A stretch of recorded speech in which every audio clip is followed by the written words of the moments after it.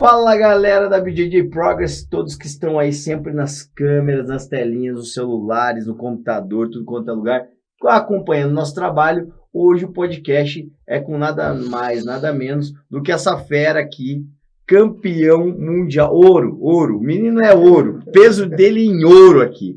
Grande Renato Tavares, mestrão, seja muito bem-vindo. Obrigado não somente, oportunidade. Pô, imagina, não somente aqui ao nosso podcast, mas ao Brasil também, Curitiba, que sempre lhe recebe com muito carinho, sei que ele traz boas recordações pela sua história. E aqui também do nosso lado, grande mestre em Karatê Shubodô e também faixa preta brabíssimo, é o líder lá da Scorpion.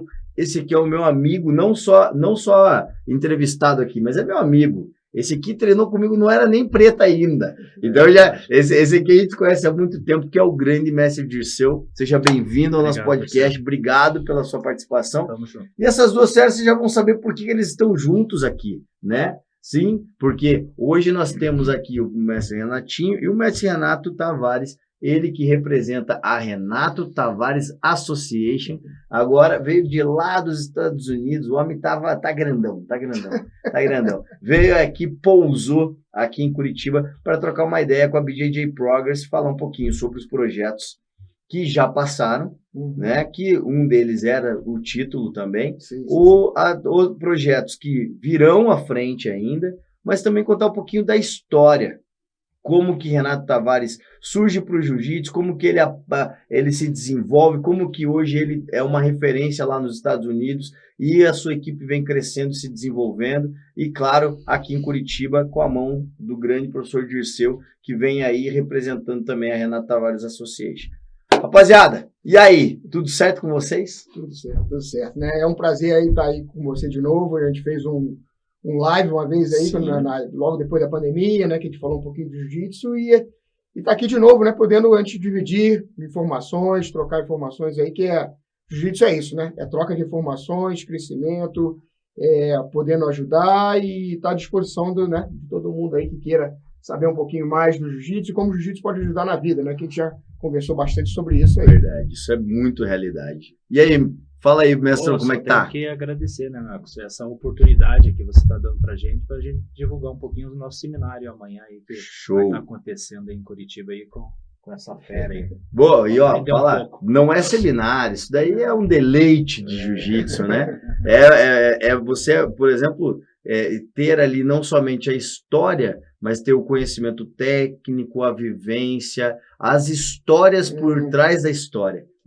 Eu sempre falo pra galera, o jiu-jitsu, transformou minha vida. Eu sempre pergunto pra galera aqui no podcast, então conta aí como é que o jiu-jitsu transformou a tua vida. Porque cada pessoa tem o seu momento de transformação, é individual. Né? A gente vinha conversando off ali antes de entrar aqui. Cada pessoa chega no jiu-jitsu de uma forma diferente. Uma vai chegar bem, feliz, querendo treinar, apaixonado pelo esporte. Outro pode chegar porque tá lutando contra um trauma, uma dificuldade, uma angústia. Outro pode chegar porque o amigo convidou, outro pode ser porque perdeu o grande amor, o outro pode ser porque quer dar uma diminuidinha na barriguinha. Cada um chega de um jeito. Mas é interessante que o jiu-jitsu não permite que você continue o mesmo. A transformação vai te levando para lugares diferentes. O jiu-jitsu realmente é uma ferramenta, né, de crescimento pessoal. Exatamente. E aí, às vezes, a pessoa, como você falou, a maneira de chegar no jiu-jitsu tem várias maneiras diferentes. Mas o objetivo final é o crescimento, né, da pessoa, né? Verdade. Crescimento como espiritual, né, que eu acho que é uma parte do jiu-jitsu ali, é te trazer. Aquilo ali vai ser um santuário para você, né? É saber aproveitar, e isso vem muito do professor, né?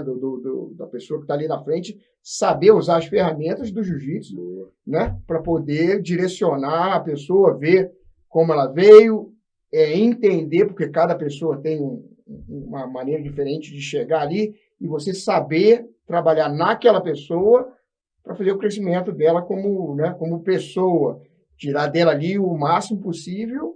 E muitas vezes a gente procura no aluno entender que a gente não é que a gente queira que siga a gente, né? Começa seguindo, a gente quer criar um novo líder ali para frente, né? Verdade. A ideia é essa, né? E também não muito importante também, que não precisa ser o faixa preta, né? Que a gente conversou ali no off também. O faixa azul, você começa a ter uma vivência, começou a ter essa mudança dentro da academia, você já pode usar isso para ajudar outras pessoas fora ali do teu ambiente de trabalho, né? Verdade.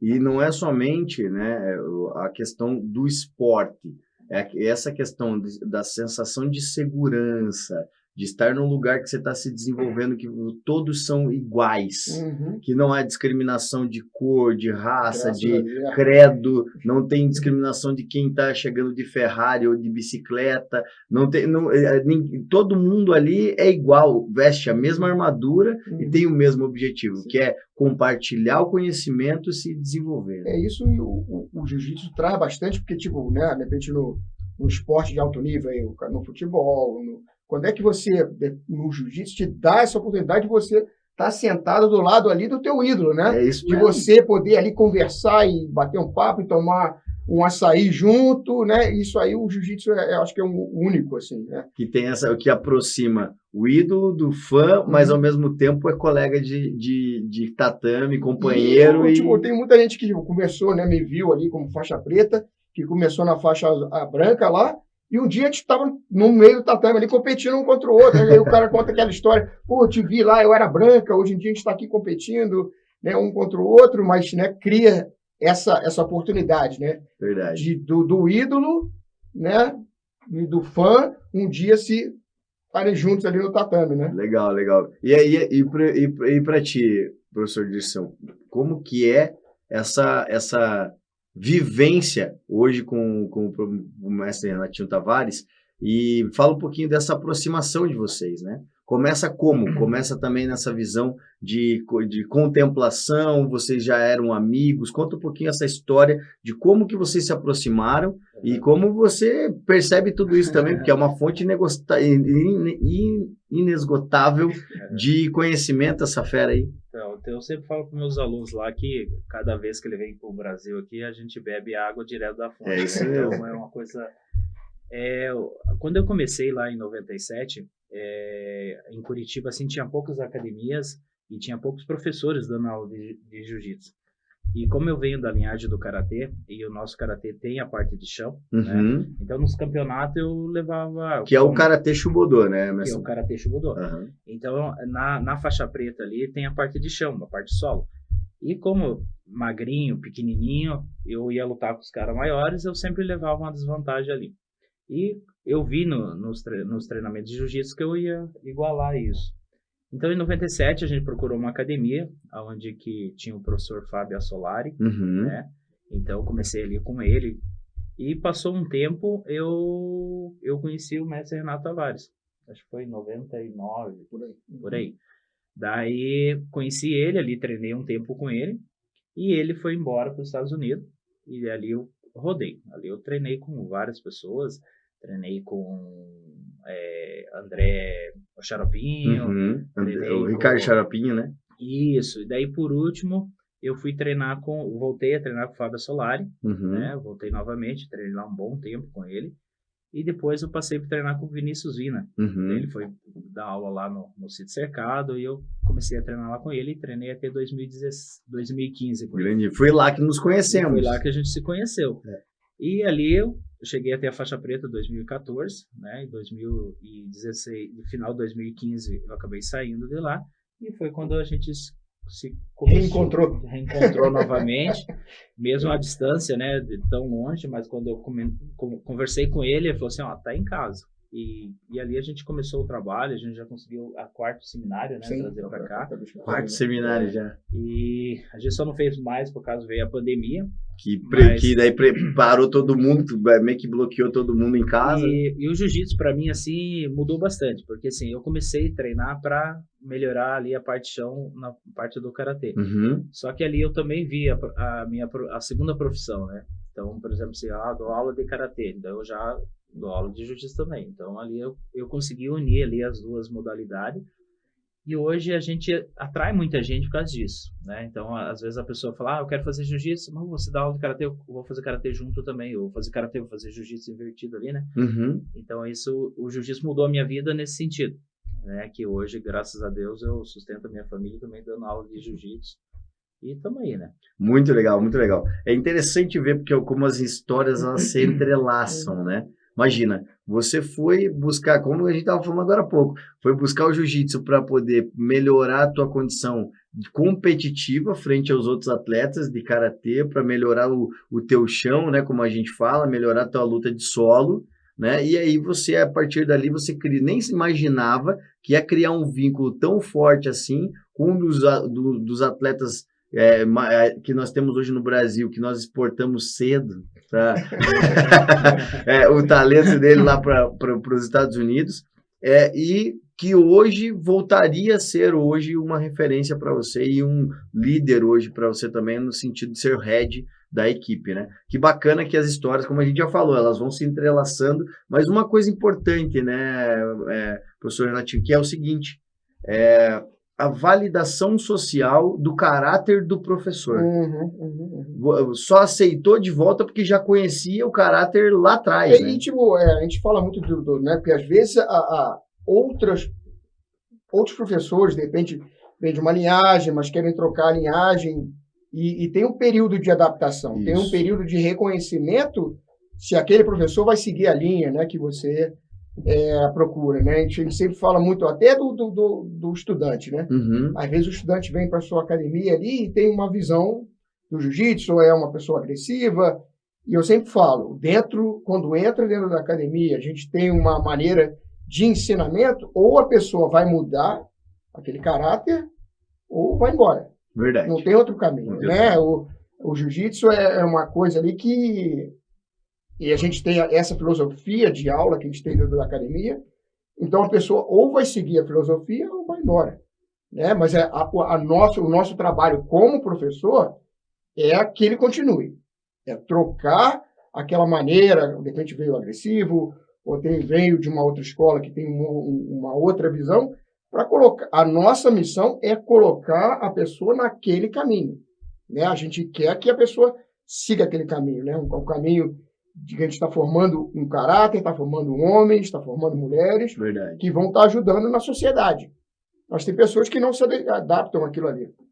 Mas a nossa missão como professor, independente de como a pessoa veio, a gente quer que todos sigam um caminho, né, dentro do jiu-jitsu ali, de formação de caráter, e que futuramente, de novo, sejam líderes, né, na comunidade. Mas isso acontece muito, né, Mestre, pelo seguinte, acontece muito no início do processo. Sim. Assim, muitas vezes, se você chega num ambiente que ele é hostil para você, a probabilidade de você ficar é mínima. E aí você também não vai conseguir absorver esse tipo de pensamento, essa filosofia, você vai repelir, você vai falar, pô, acho que não é por aí. Agora, quando você tem um líder à tua frente que te passa confiança, segurança, respeito, responsabilidade, ele vem já dentro do seu discurso, do seu posicionamento, dentro e fora do tatame, ele já traz isso para você ensinar e dar sequência, é muito mais fácil. E o jiu-jitsu, né, mudou muito, né? Hoje em dia, com o esporte jiu-jitsu, né, o show jiu-jitsu, tem muita gente que não segue essa linha, né? Os caras querem ser as estrelas. Exato. Então ele não pensa mais no time, não pensa mais dentro de um contexto social de grupo. Verdade. Né? O cara pensa ali, eu sou a estrela. Aí, às vezes, a gente estava conversando muito sobre isso ontem, a pessoa... eu entendo procurar uma oportunidade melhor de trabalho, né? Se o cara, de repente, quer ver aquilo ali como uma profissão, mas, às vezes, o cara perde o respeito, né?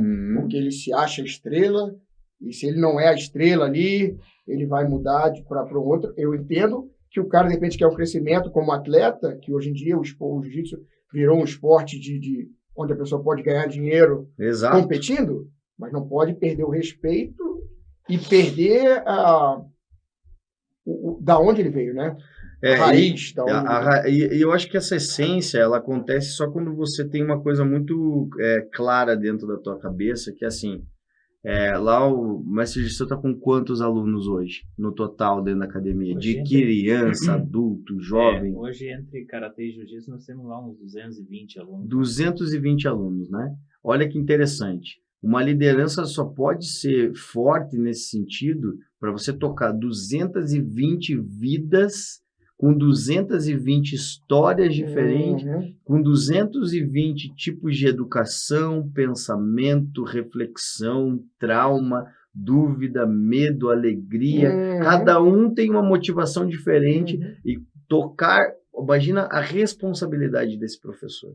Então é muito importante essa formação do caráter social também, porque às vezes a galera fala assim, o cara é um baita de um atleta, mas quando ele vai para o contexto social, que é para o ensino, para dividir, repartir o conhecimento dele, ele não está disposto a isso. Principalmente com criança, né? Uma parada muito... Você está trabalhando a formação do futuro da pessoa ali, né? Isso. Então é muito importante você... Tipo, lá na academia, hoje em dia, eu não ensino não dou aula de criança, mas eu quero que os professores sigam uma linha que esteja formando não só atletas, né? Que esteja formando o caráter ali. Exatamente. Né? De superar dificuldades, né? Porque no treino ali... E aí, quando vai para uma parte de competição, que é um desafio, Sim. Entender que aquilo ali é a vida. Perfeito, né? perfeito. Porque, eu falo, o jiu-jitsu dá muitas lições de vida. É você saber observar, aprender e utilizar. Né? Então, você ali, a dificuldade de um treinamento, né? Tipo, agora eu acabei de lutar o Campeonato Mundial, que eu baixei, normalmente eu luto numa categoria, eu baixei para uma categoria de baixo, e eu faço isso uma vez por ano, que é para mim colocar um desafio de crescimento, de poder atingir aquele objetivo, e aí ser exemplo para outros seguirem aquilo ali, eu ver, não, eu não consigo. Pô, o cara está com 54 anos, baixou a categoria inteira, baixou 13 na real, baixei 15 quilos em 6 semanas. Então, tipo, poder mostrar, né? Poder mostrar o caminho, que todos têm condição, independente da idade, só tem que ter dedicação, né? Ter o profissionalismo por trás, teve o Diogo lá, que trabalha com nutrição, que me passa a parte nutricional. Por eu já ter feito isso 4, 5 vezes, aí eu aprendi o que eu preciso fazer, quantos treinos, quantas partes de cardio, né, de bicicleta, quantos minutos eu tenho que fazer por dia. Então, eu aprendi e agora eu tenho um método que eu uso para isso. Muito bom. Mas é importante você fazer e aceitar desafio, independente de onde você está. Né? Eu não precisaria perder esse tempo, poderia ter lutado pena. Mas eu gosto de me colocar nesse desafio para poder até me botar focado em outras partes do meu trabalho também. Perfeito. É sair da zona de conforto para se colocar numa situação onde você tem que se superar para melhorar. E aí é uma coisa interessante, que é uma luta contra você mesmo, ainda não tem um adversário. E você está sempre procurando crescer. Sempre crescer. Né? É o crescimento pessoal diário ali, né? O jiu-jitsu é isso, todo dia você vai ali, você quer aprender uma posição, um detalhe, né? Uma coisa nova, e aí você passar isso para a tua vida, no dia a dia. Verdade. No relacionamento com as pessoas, no relacionamento com a tua esposa, com a tua filha, com o teu aluno.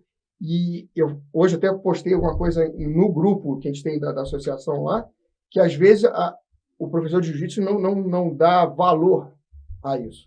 Né? Que a gente trabalha ali como um psicólogo. Verdade. A gente trabalha ali como, né, não que a gente é um nutricionista, mas a gente, né, dá umas dicas, é um consultor, né, na parte física. Então, tem muita coisa que o jiu-jitsu envolve no dia a dia ali, que às vezes o professor não dá valor a isso, né? Não dá. Tipo, a gente fala, tem muita gente, não se pode chamar o cara, o professor de jiu-jitsu de professor, porque eu continuo estudando, eu treino jiu-jitsu há 48 anos e continuo aprendendo, e continuo procurando informação, não só técnica, mas como passar essa outra parte do jiu-jitsu, né, de como ensinar o desafio, colocar ali, eu falo com muitos alunos meus, vai competir, não que você vai pela medalha, mas até o Bicudo, que deu aula aqui há muito tempo, o Fabrício, né, a jornada para você chegar lá, né? O trabalho da dieta, o trabalho do condicionamento físico. Se chegar lá e ganhar medalha de ouro, muito bom. Mas essa jornada que você teve para chegar lá é um ensinamento, um aprendizado que você teve, que você pode usar fora do jiu-jitsu, né? E isso acaba se tornando, na verdade, o que a gente chama de estilo de vida dentro do jiu-jitsu. Porque muitas pessoas entram ali e falando bem a verdade, né? Eu acho que o professor Disseu, que tem vários alunos também, já viveu bastante, mestre Renatinho, que é o seguinte: às vezes o aluno ele chega bloqueado para você no tatame. Ele chega limitado ao ponto de que se você falar para ele, senta aqui e faz um rolamento aqui de costas, a pessoa trava. Porque para ela, qualquer desafio para ela é grande demais. Então, esse desbloqueio, quando a gente se coloca e vai lá e pega e vai lutar, sai na mão e vai dieta e bate peso e você se coloca, ele acompanha junto contigo essa jornada e fala, pô, eu acho que é possível eu tentar um pouco mais. Você vive a mesma coisa lá na academia, nessa parte de desafiar a criançada, o adolescente, o jovem, o adulto, o ancião que também treina lá com... Sim. Como que é lá, Dirceu? Então, assim, lá eu vou voltar ali. A gente tem hoje aqui em Curitiba 2 academias, lá no Cicercado e no Pinheirinho. A gente faz 2 meses que ele abriu ali no Pinheirinho. Que legal, parabéns. O professor Roberto ali. E temos também lá em São José, na colônia Murici. Lá já faz uns 4 anos que tem essa academia lá. Então, assim, a formação lá nossa, a gente trabalha com muita criança. E hoje, assim, a gente vê assim, que essas crianças elas vão crescendo, adolescente e viram adulto. Hoje nós temos vários alunos aí temos 2 alunos hoje lá no Guatupê fazendo a formação da polícia ali. Nós temos alunos lá na AMAN, no Rio de Janeiro. Muito legal. E vários outros alunos aí fazendo faculdade que começaram criança e levaram ali o Karatê e o Jiu-Jitsu para a formação dela. Então, o Karatê que o mestre falou. Então, a gente vive isso. E é legal quando a gente vai nas formaturas deles, eles falam, olha, o Karatê e o Jiu-Jitsu me ajudou nisso. Então, isso é muito bacana. Eu gosto muito disso. Então, assim, você já foi em alguns eventos nossos, você chegou a ver ali, 60% é criança. Então, eu sempre falo assim que o futuro nosso é as crianças. Tem que investir nas crianças ali. Então, essa parte assim que a gente vê de gratidão, eu acho que é isso. Que quando eles crescem, eles olham para trás, eu tive um mestre, eu tive um pai. E é até engraçado, assim, que Dia dos Pais, até a minha esposa Nádia, ela fala assim, você recebe muito presente Dia dos Pais. Né? E lá atrás ela não entendia, porque ela falava, mas como assim você recebe presente? Quantos filhos você tem por aí? Que isso, Dirceu? Mas assim, então tudo isso. E voltando ali da formação de professores, aproveitando o gancho do mestre ali, hoje dentro do Karatê, a gente tem um curso da CEPAM, que é até desenvolvido pelo mestre Edson, onde tem 18 matérias. Então, ali você aprende a ser... Porque não é só dar aula, não é só chegar lá, colocar os alunos lá e ensinar um armlock, um omoplata. Não, com certeza. Tem toda uma parte administrativa da academia, primeiros socorros, para você entender, a parte da cabeça, né? Então, tem várias coisas e isso o curso te dá. Então, legal. Você vai ganhando ficando mais maduro. Quando eu comecei a dar aula, você dava aula de qualquer jeito. Hoje não, hoje você está aí fazendo vários cursos. Estrutura, uma ementa programática, um plano de aula. Tem tudo uma estrutura, então, assim, verdade. Que nem ontem. Ontem a gente teve lá 2h30 de aula com o mestre. Eu até falei assim, a gente aprendeu muito, só ouvindo, né? Então é isso que a gente tem que sugar um pouquinho dele também, para a gente aprender, para a hora que a gente for falar, o aluno falar assim, estou aprendendo só olhando. Não preciso mostrar nada aqui que eu estou aprendendo. Então, isso é bacana. Isso é legal. E é essa questão de você não ultrapassar, né? Porque a gente ultrapassa uma barreira, que é o seguinte. Você está ensinando alguma coisa ao mesmo tempo que você está aprendendo, porque quando você ensina, você aprende também. E aí, você também abre margem, e aí eu quero perguntar para o mestre Renatinho, e depois também a mesma pergunta serve para você, professor Dirceu, que é o seguinte, como é que vocês conseguem, né, absorver tanta história, tanta informação, tanto conhecimento, e como vocês estruturam isso para você também dividir esses mesmos conhecimentos adquiridos ao longo de uma vida inteira com outras pessoas que às vezes a pessoa chegou para você ali, ela nem... Vou contar uma história que o mestre Renato contou agora há pouco para a gente em off, que a pessoa ela não consegue nem adentrar a academia, muitas vezes. Com traumas, com medos, com receios e tal. Mas depois que ela entrou, que tipo de terapia vocês já escutaram que a pessoa já... O que vocês já ouviram, assim, história que a pessoa chegou e falou assim, cara, olha, eu pô, eu tava sentado aqui e nunca falei isso para ninguém, mas aqui, ó, tô contando minha história. Minha história é isso daqui, ó. Quando eu cheguei aqui, eu era esse ser humano e agora eu sou esse outro ser humano. Como foi? Qual é a história que mais te marcou, assim? É difícil, porque são anos e anos ensinando, né? Tipo, então, são várias histórias de você ver, né, que a gente estava conversando antes. Eu tenho muito aluno que veio do Exército, então tem os traumas ali, né? Tipo, a gente não tem a mínima noção do que os caras viram lá, Sim. do que os caras vivenciaram lá, né? E aí você vê uma pessoa que quando a gente conversou ali antes, ela trouxe os alunos para treinar, porque ela fazia parte de um grupo de escola ali, que é essas escolas que os caras ensinam em casa, e alguém do grupo falou, não, leva teus alunos lá, porque eles dão aula para criança, é muito legal lá. E ela veio, trouxe as crianças, mas ela não conseguia nem entrar na academia. Porque o barulho para ela, né, trazia ela recordações de coisas, então ela não conseguia entrar. E aí, passou uns 2 meses, ela entrou dentro da academia, e eu tenho muito disso como é uma academia que eu tento trabalhar a família, eu falei, não, vem treinar, né? Vai ser uma coisa boa que você vai ter para dividir com o seu filho, né? Os jiu-jitsu que vão poder falar, vão treinar no futuro, de repente ele vai estar mais adulto, vai estar aqui no tatame com você. Então eu procuro sempre trazer a família para treinar. E ela ali, não, isso não é para mim, não, vem. Aí, e são várias, assim, que eu tento trazer, já trouxe outros, alguns não se adaptaram, e ela começou a treinar. E aí ela começou a treinar aula de iniciantes. Tem esse programa que é uma aula que a pessoa aprende o fundamento, que não tem a parte do rola no final, é justamente para aprender a parte fundamental, e dali a gente encaminha, quando vê que a pessoa está preparada, a gente encaminha para a aula normal, né? Ela começou fazendo essa aula, aí devagarinho ela foi fazendo outro treino, aí ela competiu, e aí 1 ano depois que ela começou a treinar ali, tinha um outro campeonato, que foi dia 21 de julho, lá em Orlando, que foi o Orlando Open, e ela foi competir. Mas na semana anterior, ela fez um vídeo falando dessa experiência dela, né, dela não poder entrar, de começar a treinar, e como o jiu-jitsu auxiliou ela, e lógico, tem a parte que ela começou a trabalhar fazendo muita oração e procurando a Bíblia, que eu acho que é importante os dois estarem unidos, né? O jiu-jitsu, que te dá uma formação, mas ter algo a mais mental, espiritual, que reforça aquilo ali. E aí ela competiu dia 21 de julho, e nessa história que ela colocou no vídeo lá, ela fala que 1 ano, exatamente antes dessa data, ela estava no hospital porque ela tinha tentado cometer um suicídio. Né? E aí ela competiu, perdeu, aí ela ali já veio, perdi, estou desapontada, desapontei você. Eu falei, não, tá tudo certo. Tudo certo. O que você tem que pensar é que 1 ano antes, onde você estava, e hoje você está aqui, dentro desse ginásio, com as pessoas gritando, e você conseguiu sair que você não conseguia estar dentro de uma academia, e hoje você está aqui dentro. Agora você tem que... Essa jornada, o crescimento que você teve nesse 1 ano, né? Pessoal, crescimento pessoal, né?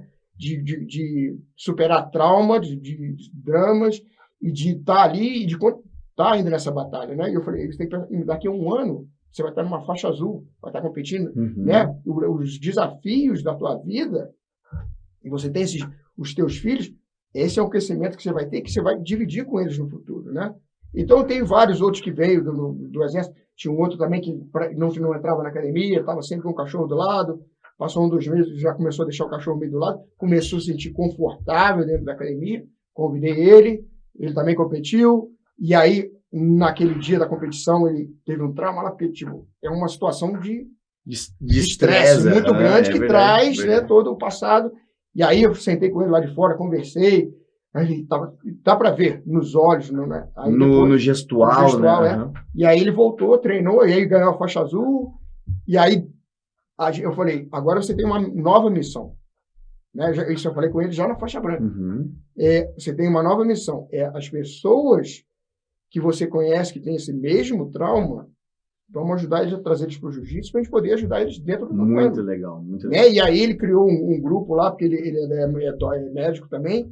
Ele criou uma casa para trazer essas pessoas, para poder auxiliar, e aos pouquinhos a gente está tentando botar o jiu-jitsu lá também para poder ajudar na parte física. Porque o jiu-jitsu, para esse pessoal até para a polícia, o bombeiro que tem esses traumas, Uhum. a gente não tem a mínima noção que eles veem no dia a dia. Verdade, né? verdade. E o militar, ele encontra no jiu-jitsu a graduação, né, a diferença de ranking, de graduação, a irmandade, né, a união de um grupo forte que quer o crescimento do outro. Verdade. Então, ele encontra vários elementos ali, né? disso, dentro do jiu-jitsu. Opa, cafezinho? Cafezinho. Valeu. Ele encontra vários elementos dentro do jiu-jitsu que ele encontra e aí você vem do que você falou, de cada pessoa, né? A gente tem lá 220 alunos, 230 alunos de jiu-jitsu, Muay Thai, eu dou mais a parte do adulto do jiu-jitsu, identificar em cada um e como trabalhar. Um você tem que falar um pouquinho mais rígido, o outro você tem que falar mais calmo, né? Identificar em cada um a maneira que você pode tocar a pessoa, né? E trazer e usar o jiu-jitsu como uma ferramenta de crescimento pessoal, né? Sim, do caráter, aí de cura de um trauma. Então são várias coisas que a gente vai utilizando no jiu-jitsu, a ferramenta do jiu-jitsu, né? Sim. Então é que eu falei, eu não tenho uma história que eu posso botar essa história. Porque são várias tantas, né? E aí às vezes você recebe uma mensagem no Facebook de uma mãe, pô, meu filho hoje em dia está jogando futebol, mas a perseverança que ele tem, né, a vontade que ele tem de crescimento, de buscar o melhor, veio do tempo que ele estava no tatame com você. Então,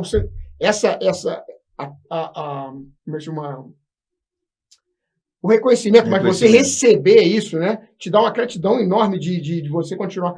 Verdade. Aí, às vezes, tem pessoas que, de repente, você traz da faixa branca, a gente já conversou disso da faixa branca, e de repente chega na faixa preta, e o cara decide ir para um outro lugar, às vezes fica, né, fica mal, aí às vezes dá vontade até de, será que eu tenho que ajudar tantas pessoas? Mas aí você vê todas essas histórias que você impactou as vidas. Não, essa é a minha missão, né? Sim. De continuar ajudando, de continuar. Não é porque uma ou outra pessoa virou as costas para você que você vai virar ou vai deixar de fazer esse trabalho, né, dentro do teu tatame. Eu acho que também tem uma coisa muito interessante das histórias, né, que é o seguinte: a maioria das pessoas, elas acabam tendo o quê? Cada pessoa, quando chega num determinado momento da sua vida, ela vai fazer escolhas.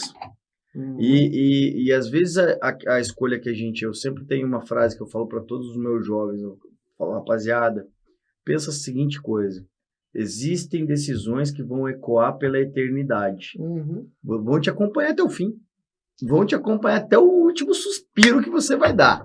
Então, tome muito cuidado com a tua decisão. E o esporte faz com que a gente se torne muito mais, isso que você falou, sensível, né? Sensível, muito mais analítico, porque o jiu-jitsu te torna mais inteligente também. Ele faz você usar áreas do cérebro que você não usava anteriormente. E tem que pensar, tem que criar estratégias, tem que criar.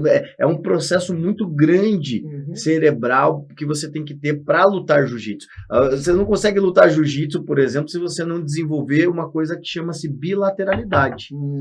Na ginástica natural, que o mestre é adepto, acontece muito. Você tem que lidar com criar mobilidade para os dois lados do corpo uniformemente. E essa habilidade a gente não exerce em outros esportes.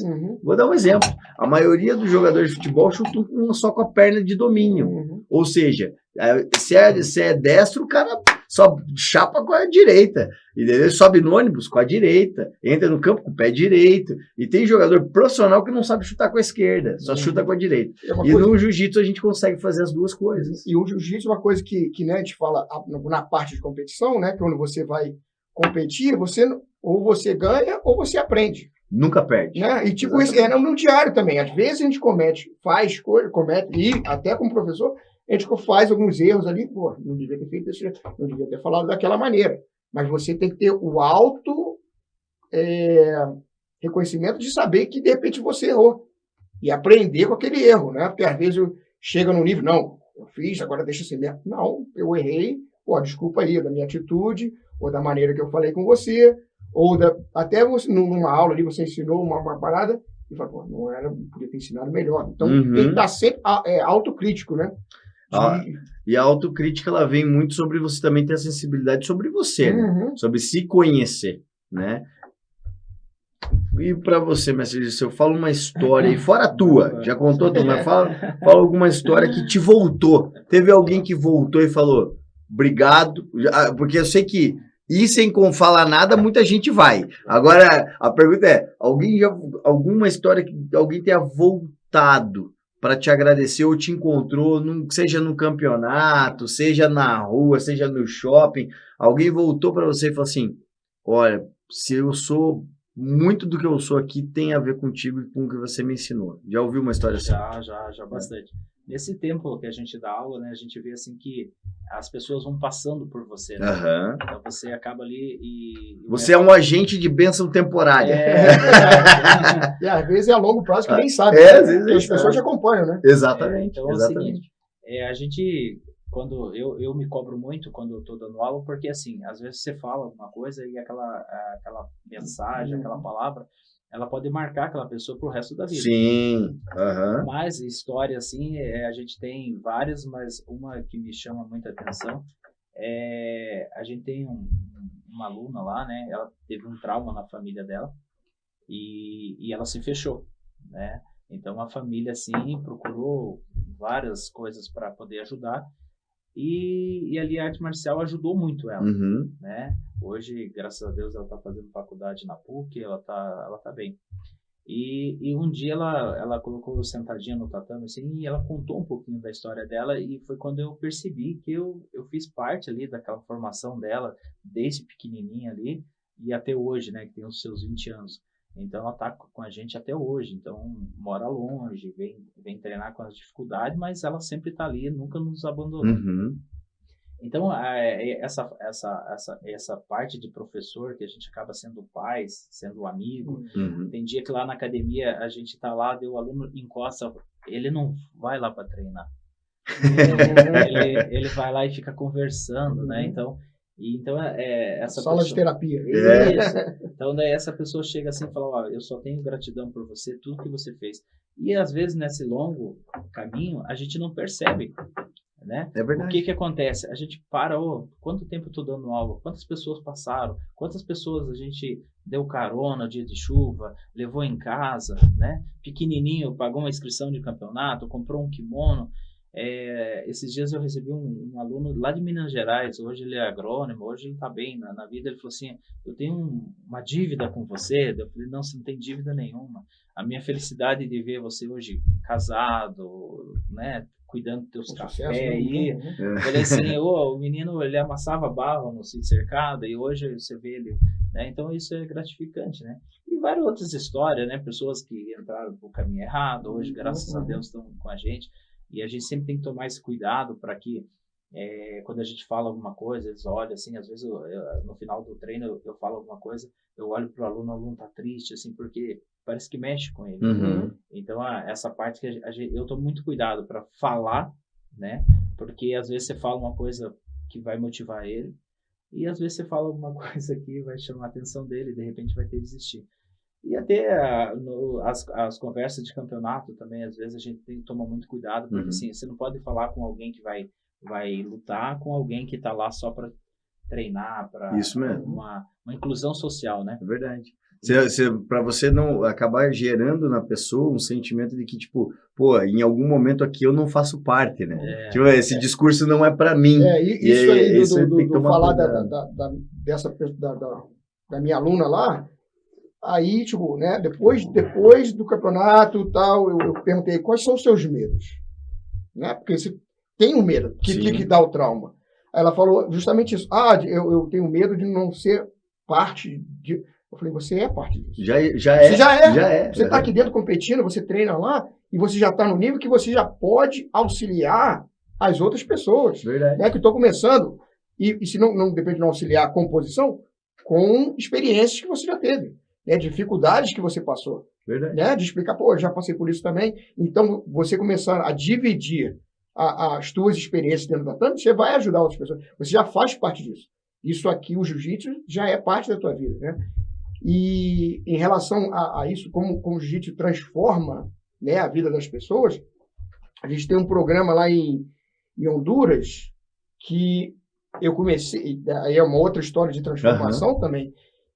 Eu fui lá em 2006 ou 2008, dei um seminário lá, que o cara queria fazer parte da associação, e tinha um aluno lá, que era o Raul, na época, se não me engano, ele era faixa azul, e o professor acabou indo embora, e ele ficou lá, pô, eu quero fazer jiu-jitsu, tem como eu fazer parte, como eu posso trazer aqui? Eu falei, não, vamos, né? Porque em Honduras, naquela época, se tivesse outro azul, era muito, né? E aí ele falou, não, vamos lá. E eu comecei, né, a ensinar ele, e aí vem as histórias, né, do passado dele, né? Ele falou, pô, eu era uma pessoa que era envolvido com gangue, né, com drogas, né? Eu realmente fazia parte de uma gangue que brigava com as outras gangues. E aí o cara começou, pelo jiu-jitsu, a se transformar, começou a dar aula, e aí começou a trazer outras pessoas. Hoje em dia a gente tem um programa lá que a gente tem, ajuda crianças carentes, crianças que são envolvidas com droga, com gangue, a gente traz para o jiu-jitsu, usa o jiu-jitsu como uma ferramenta de transformação, de tirar as pessoas daquele ambiente para botar num ambiente saudável. A gente usa, uma vez por semana tem um trabalho com a Bíblia lá, né, para a Edilene. A transformação tem que ser não só pessoal, mas espiritual também. Verdade. Fazer, né, a parte daquilo ali. O jiu-jitsu, para mim, hoje em dia, não é só o pessoal ali, um crescimento pessoal, já é um crescimento espiritual, né? Como o jiu-jitsu te ajuda. E a gente tem, no caso de crianças também, que começaram com a gente lá, que a gente tirou de gangue, né, tirou da droga, começou a treinar com a gente, que hoje estão numa universidade, né, que estão participando. E ele começou na faixa azul, ano passado, final do ano passado, no meio desse ano, eu promovi ele para a faixa preta, e semana passada, retrasada, eu fui para Honduras, a gente fez um camp lá em Honduras, levei um monte de gente dos Estados Unidos, e ele levou as crianças do projeto que a gente tem lá, né? Então, foi bom das pessoas que, de repente, têm uma vida nos Estados Unidos, confortável, entender a realidade de outros países, né? E o que a gente está tentando fazer lá. E essa fundação que ele criou lá no início era para ajudar essas crianças, mas agora já é uma coisa muito maior. Ele já teve o furacão há 2 anos atrás lá, que ele pegou o grupo do jiu-jitsu dentro da academia, juntou com grupos humanitários, e 2 dias depois do furacão, ele estava num barco, indo, né, para aqueles lugarzinhos que a gente conhece no Brasil, né, que ninguém chega lá. Verdade. E foi lá ajudar e trazia água, trazia comida, e usou o jiu-jitsu aí já numa ferramenta de ajuda, transformação social, e de usar o jiu-jitsu como uma ferramenta de união, de colocar todo mundo junto. E foi lá, aí 1 semana, 2 semanas depois, passou outro furacão, né? E aí no dia seguinte, assim que passou, tipo, algumas horas antes do furacão e algumas horas depois, ele estava lá de novo. Tem um vídeo que eles fizeram lá, uma cena, que ele está andando para cima de uma rua, que você não vê mais rua, porque a água estava no pescoço, e ele indo numa casa ajudar a pessoa lá. E aí tem as histórias, né? Que, tipo, ele recebeu durante o furacão uma mensagem de uma amiga: pô, preciso de vocês aqui. Ah, onde é que é? Como é que a gente vai fazer? Infelizmente, quando chegaram lá, a vizinha e o filhinho tinham morrido, né? Nossa. Por causa da enchente e tudo. Mas, né? Aí criam as histórias. E aí, essas crianças que vieram no projeto, cada um falou um pouco das histórias dela, da onde vieram, né? Tinha uma menina lá que tem leucemia, de 10 aninhos. Então, tipo, a gente, com o desenvolvimento mental, de fortalecer mentalmente, eu conversei com ela, não, acredite que Deus está aí, né? Que o sangue de Jesus está dentro de você, te curando, porque eu acredito, né? Sim, se você acredita na cura e procura dentro de você ou espiritualmente vai acontecer. E tem várias histórias, né? É um milagre. Não é um milagre, é acreditar que aquilo vai te transformar. Você tem que fazer tudo que você tem que fazer, mas tem uma parte que você não faz, não tem o que você faça, mas que tem alguém cuidando e fazendo por você. Então, tipo, são as histórias assim, de várias crianças que eu tento trazer as pessoas de lá dos Estados Unidos, né, que são meus alunos, para vivenciar alguma coisa diferente. Não só ir lá, ir na praia, fazer um camp bacana, mas eu quero essa a união de vivência de onde você vive com a outra realidade, né? A troca de realidade, a troca de histórias. Sim. Né? A gente fez isso, um camp também na Costa Rica, que o cara tem um projeto de criança lá. Então, ele usa o dinheiro que ele faz nos camps de jiu-jitsu para ajudar a fazer um projeto social, para tirar as crianças e dar uma ferramenta do jiu-jitsu para auxiliar as crianças a mudar, né? Ou seja, o jiu-jitsu, a gente pode bater o martelo dizendo o seguinte, que o jiu-jitsu não é apenas o que a gente vê no Instagram. Ele pode e tem, e ele é uma ferramenta muito maior do que isso, e a gente precisa acordar para isso. O jiu-jitsu, como comunidade, ele é muito forte. Hoje, não sei quantas unidades, ou quantas academias ou quantos professores te representam, mestrão, mas tenho certeza que todos eles têm a felicidade de estar sendo guiado por alguém que tem visão de transformação social através do esporte, porque o que a gente precisa é potência. O jiu-jitsu é um dos esportes de luta que mais cresce, é o esporte de luta que mais cresce no mundo. Proporcionalmente, o jiu-jitsu supera qualquer outro esporte de luta. Muay Thai, boxe, judô, passa o carro. Mas aí só você se desafiar, de querer chegar e atingir um outro nível. Porque muita gente fica confortável. Porque é gostosinho, né? É gostosinho ficar ali no seu, ali e tal. Não. Agora, você pegar, abrir o leque para falar, peraí, eu vou devolver tudo que o esporte me deu em forma de gratitude, de você ser grato e ter atitude dentro da gratidão, né? Que é muito difícil de acontecer, porque às vezes a pessoa quer para ela, e ela não abre o espaço. Esse tempo atrás, recebi até uma pessoa aqui no podcast, e ela falou assim, pô, obrigado pela oportunidade que você dá pra gente. Eu falei, cara, na verdade eu devolvo a oportunidade que me deram, né? No dia que eu comecei, eu lembro que a gente fez a nossa live no meio da pandemia, e foi muito legal porque no meio da pandemia eu fiz 155 lives com atletas do mundo inteiro. E eu tive a alegria de entrevistar, graças ao bom Deus e ao trabalho, que a gente também tem que honrar o trabalho que a gente faz. Foram atletas, eu circulei o planeta inteiro. Eu fiz com atletas da China, Japão, a Europa, na Ásia, na África. Eu rodei pelo mundo inteiro sem sair de casa, só com uma câmerazinha, meu celular e um tripézinho. Dividindo histórias aí do mundo inteiro. Do mundo inteiro, né?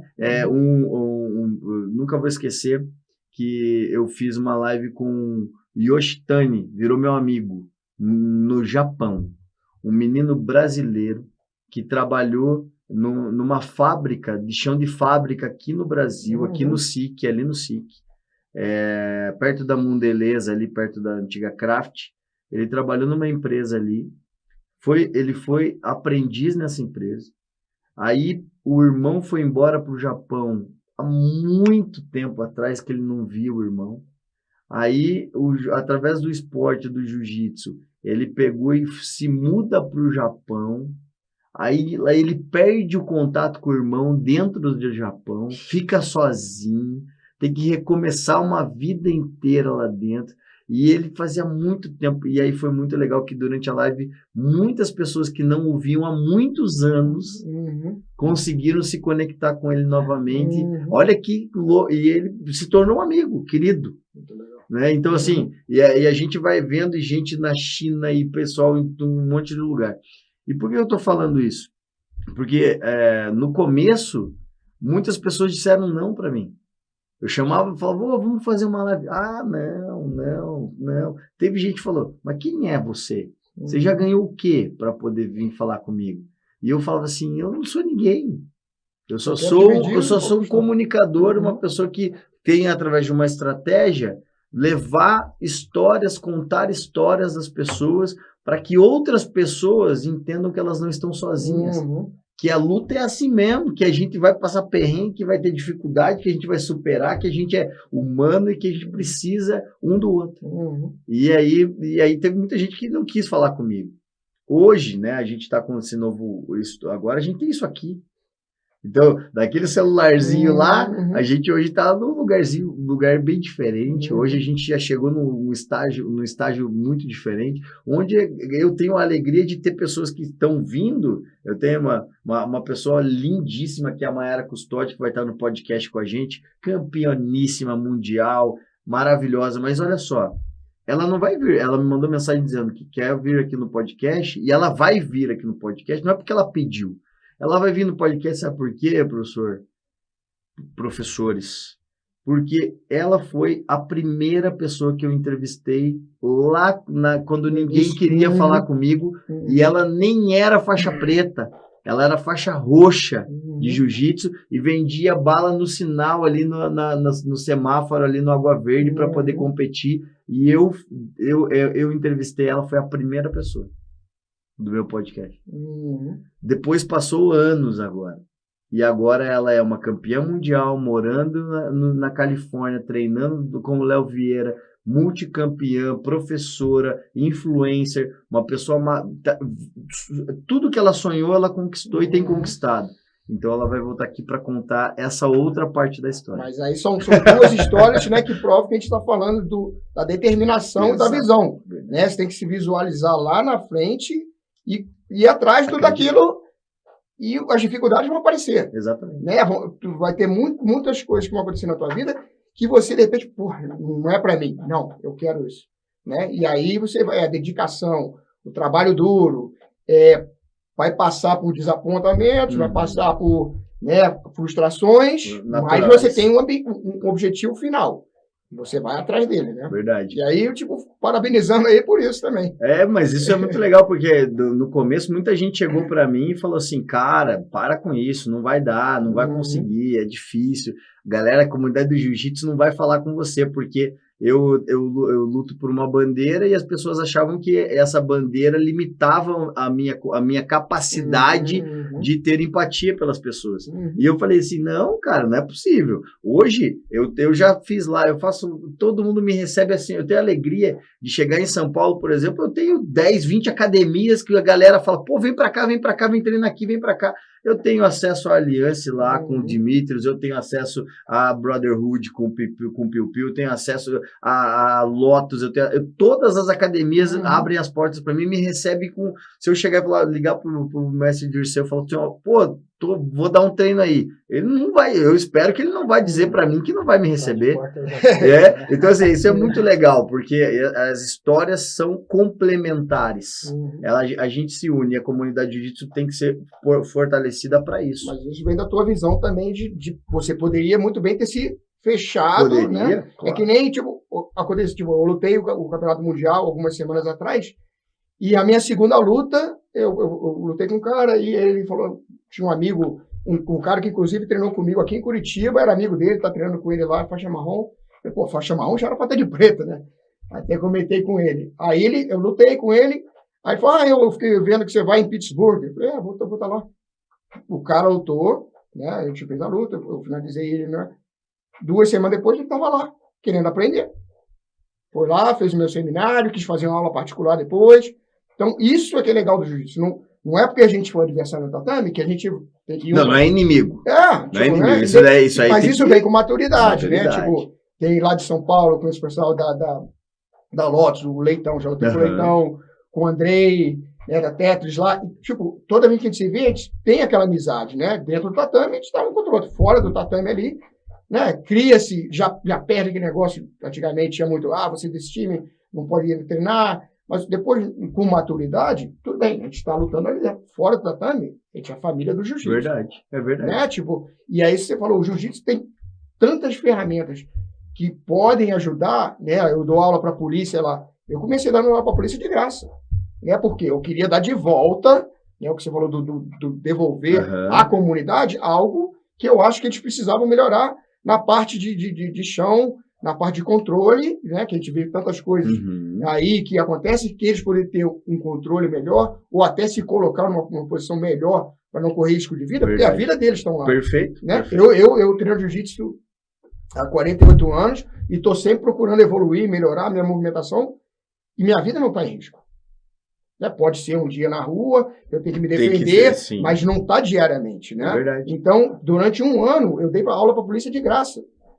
Uma vez por semana os caras iam lá, e aí eu passei o departamento inteiro de xerife lá de onde eu moro lá, de graça, porque eu queria devolver o cara e ver que o jiu-jitsu pode ajudar ele no dia a dia, no trabalho deles ali. Dar uma segurança maior, dar uma confiança maior para poder botar a mão, né, num suspeito ali e se colocar em menos risco. Perfeito. E até evitar de de machucar o suspeito, ou até ter que, né, infelizmente, ter que dar um tiro. Sim. Usar a ferramenta do jiu-jitsu como maneira de controle que pode levar a menos problemas, né, para ele ou para o suspeito. Legal, show. Não, isso é maravilhoso. Eu vejo dessa mesma maneira. Acredito que também o mestre Dirceu, quando começa a ser um professor e viver da arte marcial, porque hoje vive da arte marcial, empreende na arte marcial, gera receita, gera comunidade, paga impostos,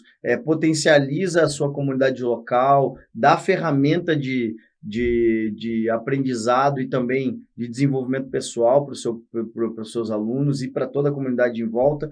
Como você se sente com esse crescimento do jiu-jitsu e com a questão também da entrega, né? Como você vê essa parte social? Como você vê essa evolução que o esporte traz dentro do teu dia a dia? Do meu dia a dia. Então é o seguinte, voltando um pouquinho atrás ali, o mestre quando veio em 2018, 2018, né? Ele lançou um Jiu-Jitsu para Todos, onde que até ele falou, faça esses encontros, porque quando você falou ali, o Jiu-Jitsu, infelizmente, em alguns lugares eles são fechados mesmo. Né? Uhum. Você pega, eu posso treinar aí? Não, você não pode treinar porque você é da RT, você não pode treinar, você é da tal equipe, assim, não pode treinar. E esse Jiu-Jitsu para Todos, a gente conseguiu um dia, um professor até falou, olha, eu nunca conversei com aquele professor, porque a gente se encontrava no campeonato, sempre estava aí meio bicudo. E você fez esse encontro no tatame, onde a gente treinou, é uma história muito legal disso, e a gente tá crescendo junto, entendeu?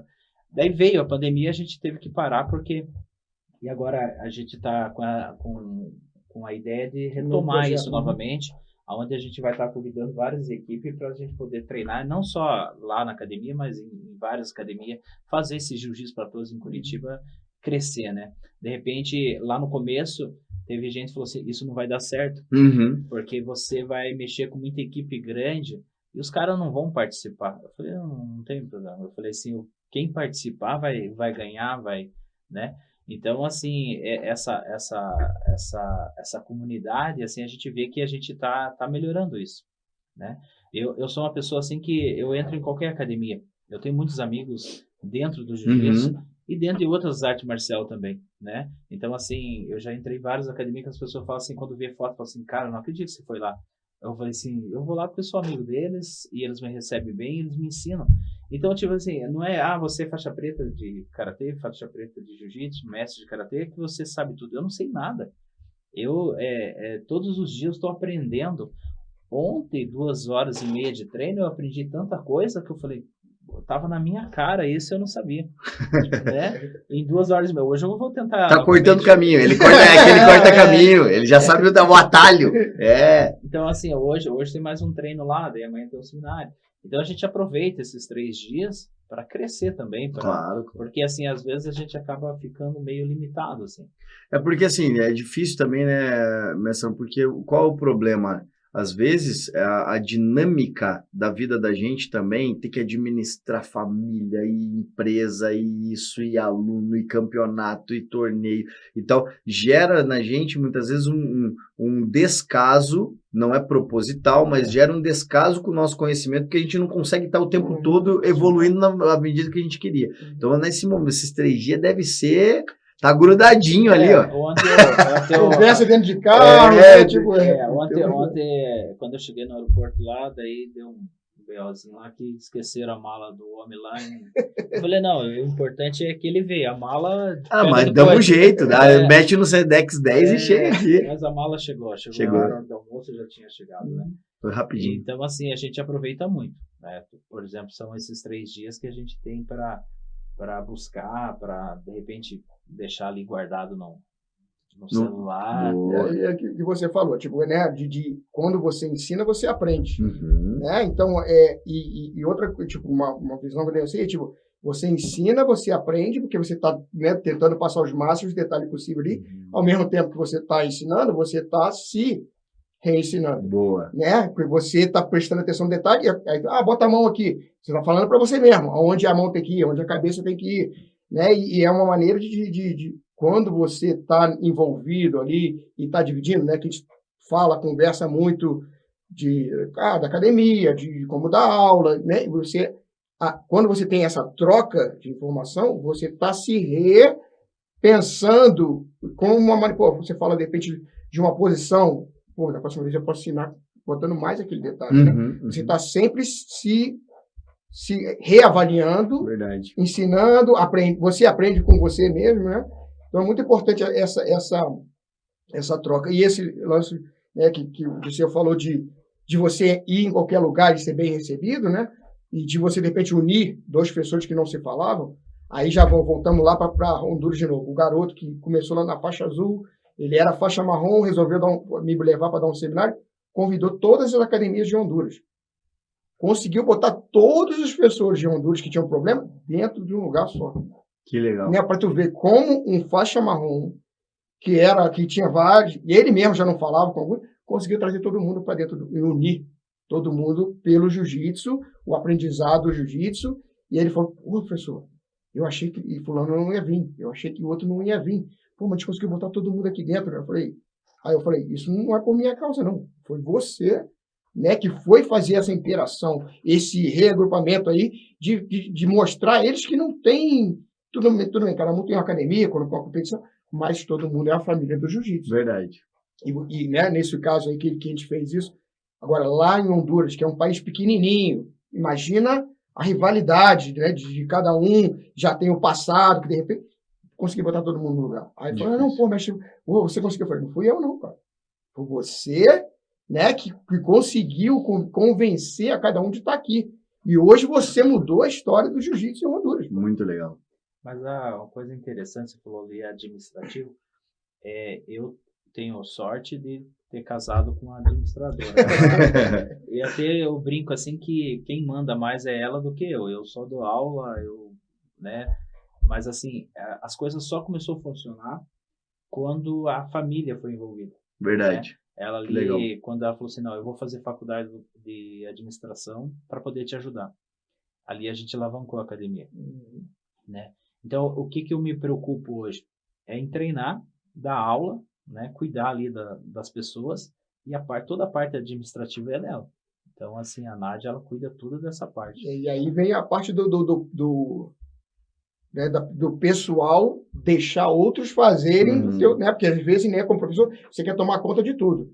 Às vezes o ego, né? O cara ali, fala, não, eu sou o dono da verdade, sou eu que mando. A minha esposa não é muito ligada no jiu-jitsu, mas aí, dentro da minha segunda família, que é o jiu-jitsu, né?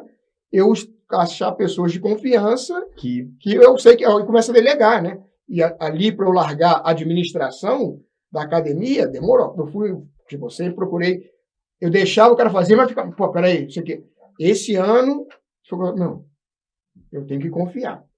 Porque aí, eu confiando e tirando a minha pessoa daquilo ali, eu posso focar em outra coisa, né? Porque agora as oportunidades com o jiu-jitsu, de crescimento, de seminário, da associação, tem outras coisas que agora, por eu ter deixado um cara ficar na administração da parte de contas da academia, outro ficar na parte de vendas, né, do aluno que está vindo de ligar, de pegar. Então, me deu umas 2 a mais por dia.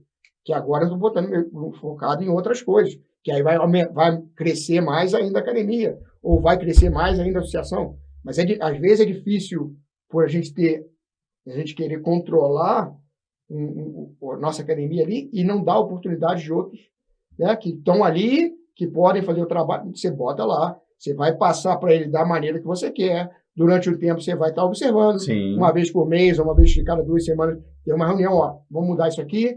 Então, você não vai se desligar totalmente, mas agora eu tenho tempo... Delegar não é abandonar, né? Isso. A gente delega, não abandona, porque se você abandona, daí você perde a mão, mas delegar faz parte do desenvolvimento pessoal mesmo. Ali, lá no começo, lá quando a gente estava dando aula, a gente pensava assim, não, eu tenho que estar aqui, lá. E quando a gente começou as pessoas encostar ali, pessoas boas, né, que hoje, lá o professor Roberto, o professor Cleito, a professora Nairim, eles que me dão todo um apoio, né? Até as pessoas olham assim, falam, pô, vocês são tão unidos, né? É que às vezes eu não tenho orgulho de chegar assim e falar assim, ó, como que eu faço isso? né? Eu peço opinião, Normal, natural. eu aceito opinião, né? Então isso fez a gente estar crescendo. Na verdade, fez a gente crescer. A gente tá dando uns passos largos ali.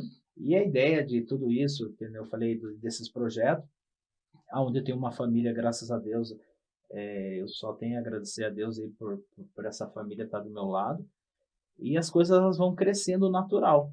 Eu não preciso forçar nada. As coisas elas vão acontecendo.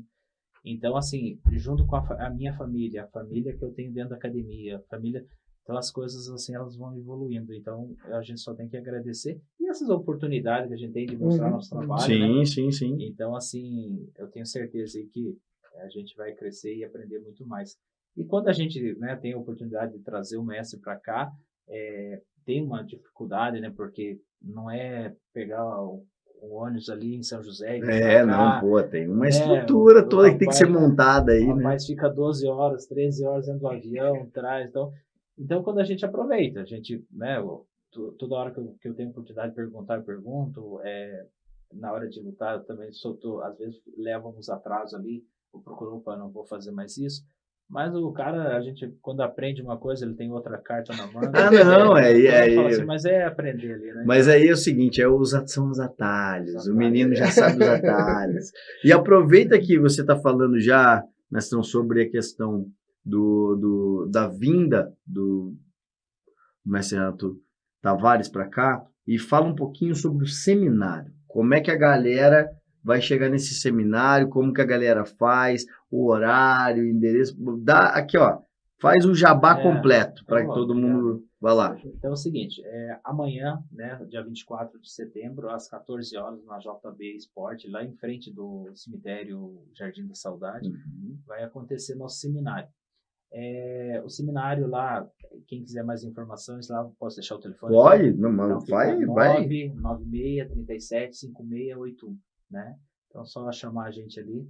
O valor do seminário é R$200, né? Eu falo investimento, né? Porque a gente vai aprender muito, né? Eu sempre falo assim, todos os meus amigos que vão participar, sempre eles querem novamente, porque eu falo, o cara é demais. Então, eu falei, então agora é a oportunidade de amanhã a gente tá junto aí e aprender um pouquinho mais aí. Fala o horário. Às 14 horas. 14 horas começa, é lá na rua João Bétega, pessoal. Quem tiver um pouquinho de dificuldade, JB Sports, na rua João Bétega, lá no Portão. Portão? Portão, no Portão. E é para todo mundo, né? Tipo, aquele negócio que às vezes a pessoa, não, é dessa equipe, não tem equipe, né? É o jiu-jitsu, a gente está ali para dividir conhecimento, trocar informações, né? Porque várias vezes eu vou dar um seminário, eu mostro alguma coisa, alguém, eu faço, então me mostra aí, né? Então eu também vou ali, né? Eu vou mostrar a posição, eu estou ali querendo dividir as minhas informações, mas eu sempre troco informação ali também. Sim. Né? Então, constantemente troca de informação. Então, se você é de outra equipe, não tem problema, tipo, a ideia nossa, como ele falou, é unir o Jiu-Jitsu de Curitiba, de ter essa troca de informação, de ser um cara que está sempre procurando participar de outros seminários, de outras academias, então não ficar muito preso, tipo, não, porque eu sou dessa academia, é para todo mundo. O conhecimento globalizado, né? Isso. É entender que o jiu-jitsu ele é democrático e ele é de todos. Não tem um cercadinho em volta do conhecimento. O conhecimento ele é para todo mundo. Mas 15 dias atrás eu tive a oportunidade de fazer um seminário com o mestre Flávio Berry. Ele esteve aqui em Curitiba, tem 85 anos de idade, 78 de jiu-jitsu.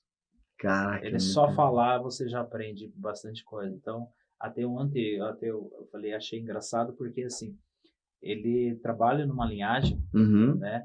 E ele falando assim, beleza. Ontem o mestre começou a falar, eu falei, parece que o mestre Flávio Berg saiu e sentou o mestre Renato Tavares ali, porque era a mesma sequência, assim, mesmo pensamento.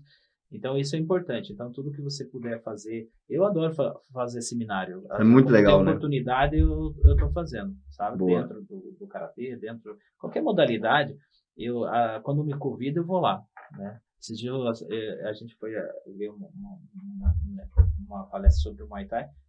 Não é minha área, mas só a forma do professor falar, como ele ensinava, eu aprendi alguma coisa. Então, sim. Isso que é importante, né? Então, amanhã lá, vamos aparecer lá, galera, e vamos aproveitar e sugar bastante. E o investimento é pequenininho, comparado ao seguinte, se você fosse fazer um seminário do mestre Renato Tavares lá na academia dele, você ia ter que investir no visto, na passagem aérea para os Estados Unidos, que é caríssima, tá, o dólar está pela hora, você teria que pagar o hotel, alimentação, translado, e ter um dinheirinho ainda na conta para provar que você não ia ficar lá de gaiato.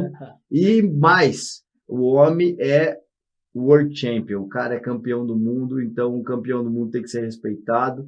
E a gente no Brasil tem que aprender a valorizar nossos ídolos e nossos campeões. Isso é difícil valorizar quando nós temos uma pouco baixa valorização do esporte, do conhecimento, da educação, e a gente sabe disso. Mas tem que aproveitar esses momentos que são momentos que podem vir a ser únicos. A gente não quer que seja, mas já é o 4º seminário. Mas aproveite as oportunidades. Não deixe para amanhã. Às vezes vai ficar, no próximo que ele vir eu vou. Mas pode ser que de repente você não consiga ir, não tenha condições financeiras às vezes, e até mesmo pode ser que o mestre Renatinho Tavares possa ser que diminua a quantidade de seminários, porque os compromissos vão chegando, né? Já não é mais aquele garotinho que lá em 2001 conseguiu o seu título brasileiro, campeão brasileiro ali, né? Campeão nacional, mas aqui se vão título de campeão brasileiro, PAN, tem alguns PANs, Pan-Americano, e peso absoluto também, tem Naga Champion, tem Florida Grappling, 5 títulos aí, né, no Florida, campeão do mundo já em 2009, Abu Dhabi Pro, Pan-Americano, o National, que é um dos maiores eventos dos Estados Unidos. Tá até meio tá defasado, mas o homem tem título, rapaz, que se você pensar que ele compete em alto nível, tá mais de quantos anos em alto nível, competindo nos principais eventos? Eu competi até 2002, e aí quando eu fui para os Estados Unidos, fui para a América Top Team, então a gente ficou muito tempo ali fazendo o MMA, o Vale Tudo, o Sem Kimono. Em 2009 eu voltei a competir de novo, aí foi começando a reconquistar os títulos de novo, e são vários anos aí. Comecei a treinar em 74, minha primeira competição foi em 79.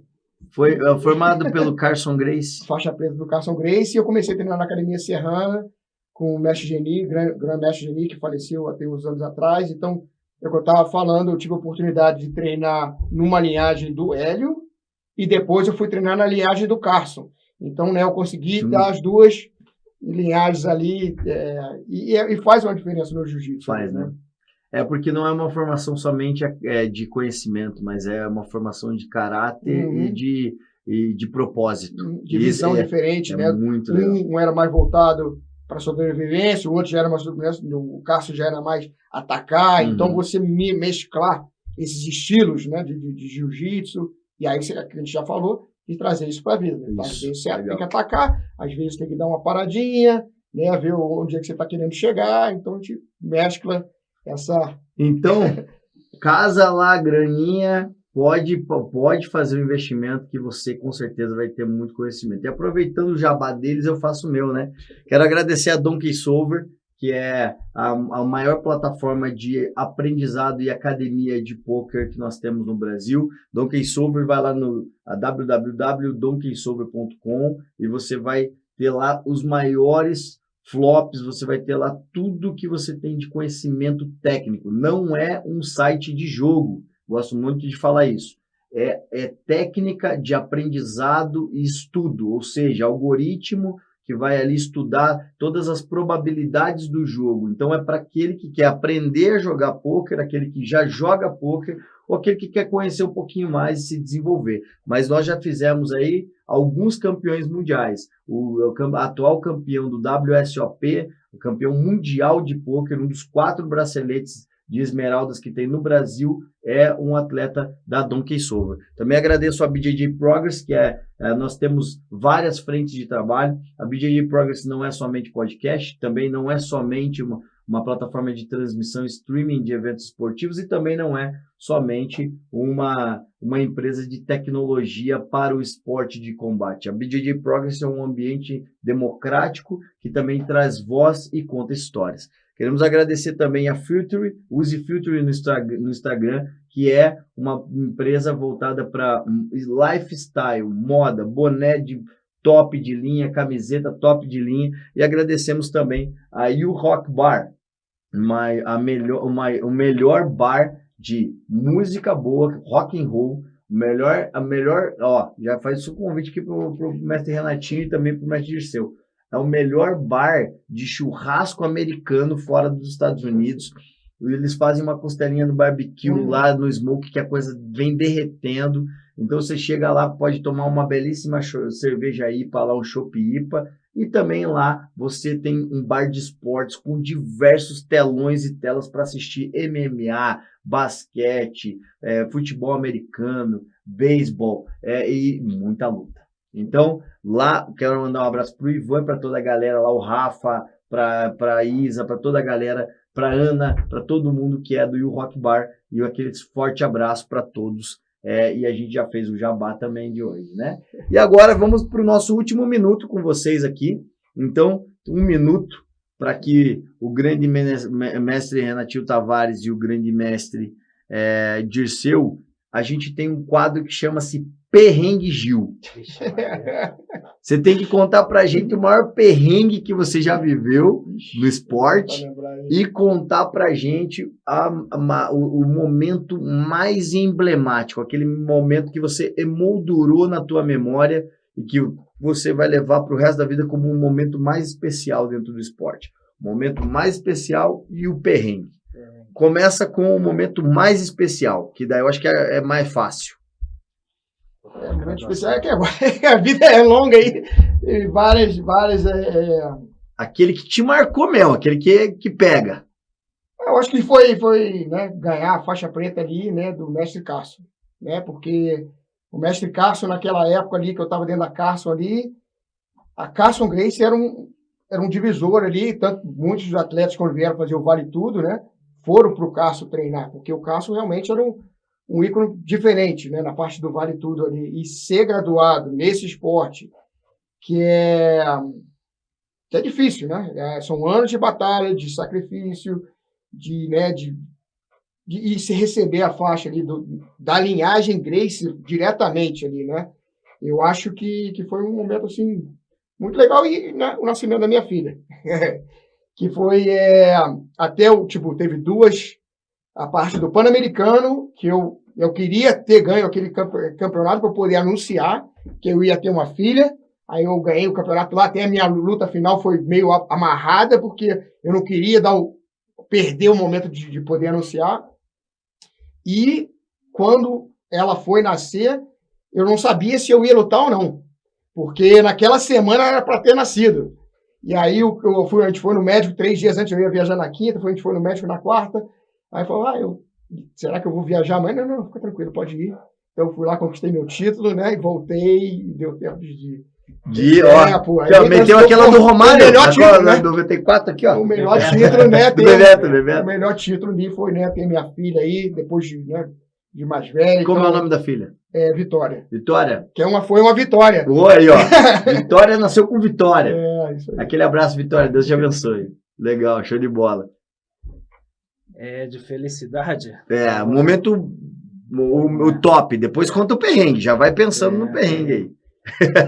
Eu acho que o que o Messi comentou ali, acho que a parte feliz da vida é quando você vem treinando jiu-jitsu ali e quando você amarra a faixa preta na cintura.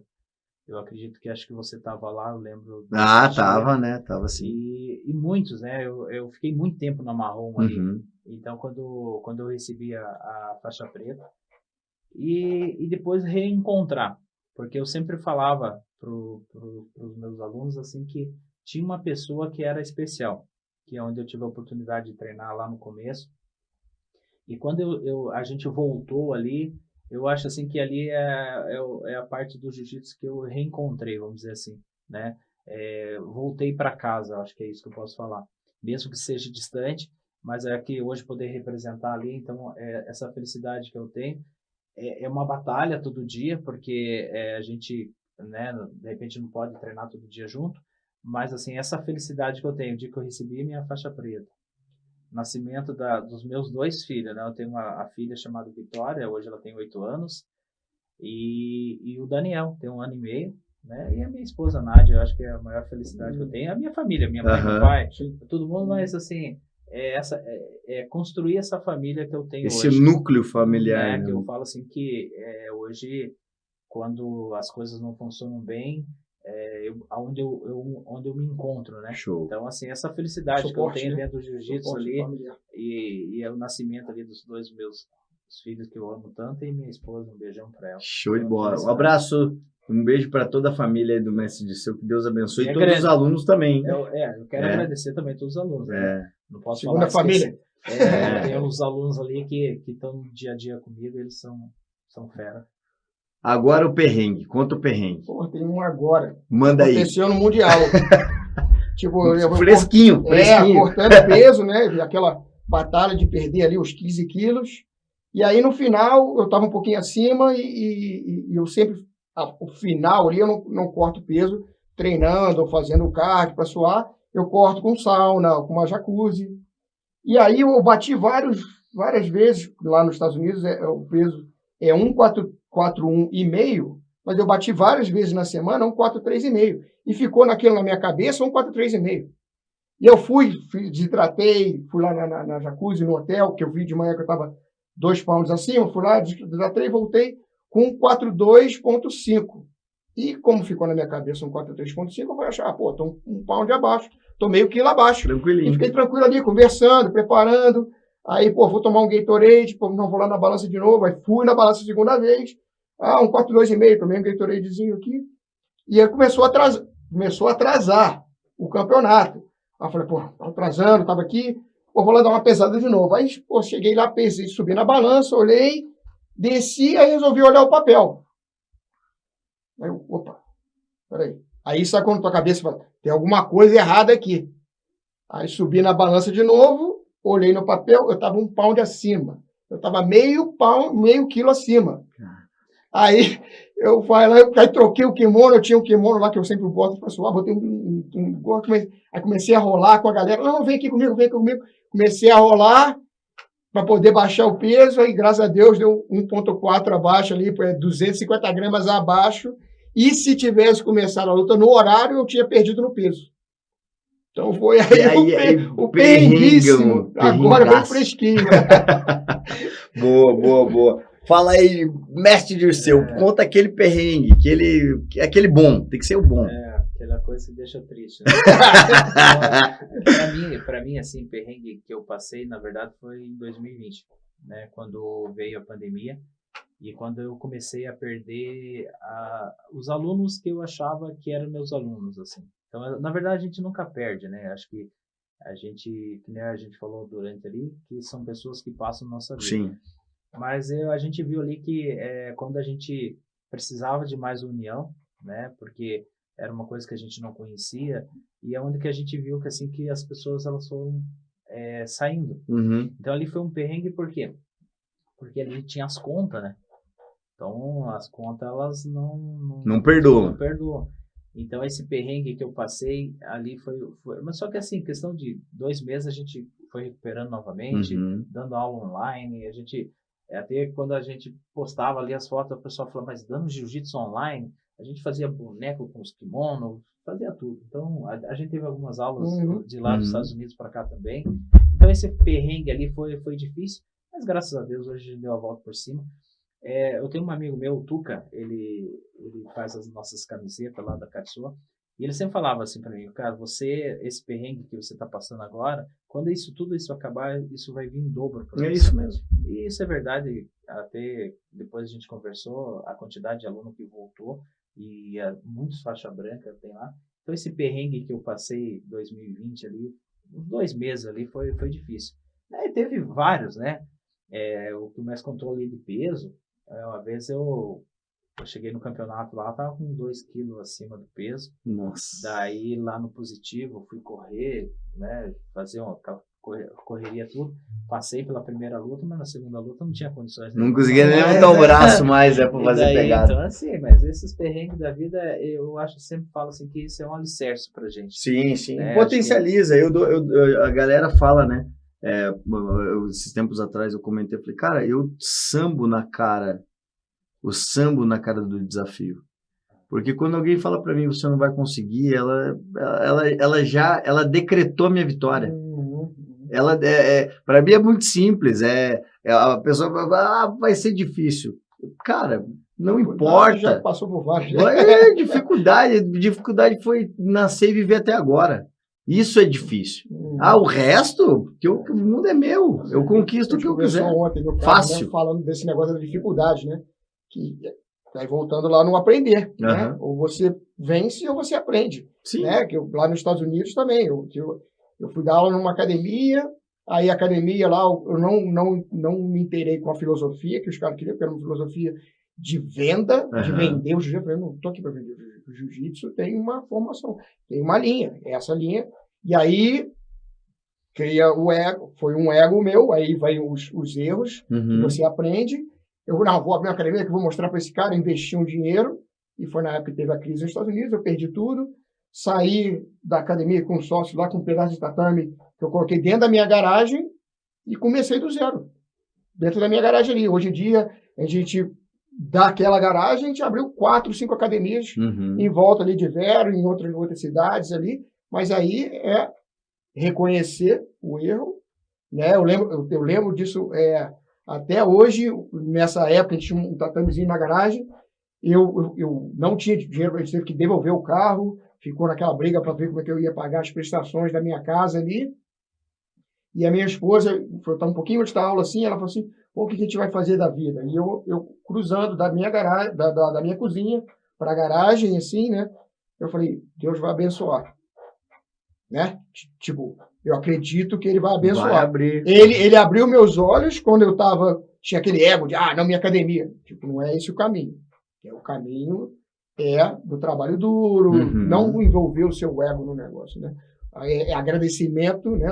De você ter a oportunidade de dar aula, e aí, tendo né, sabendo que Deus ia abençoar, ele colocou anjos. Sempre põe, né? Tinha um cara que dirigia 1h30 de Orlando para ir fazer aula particular comigo em Vero. Não precisava, tinha várias academias lá.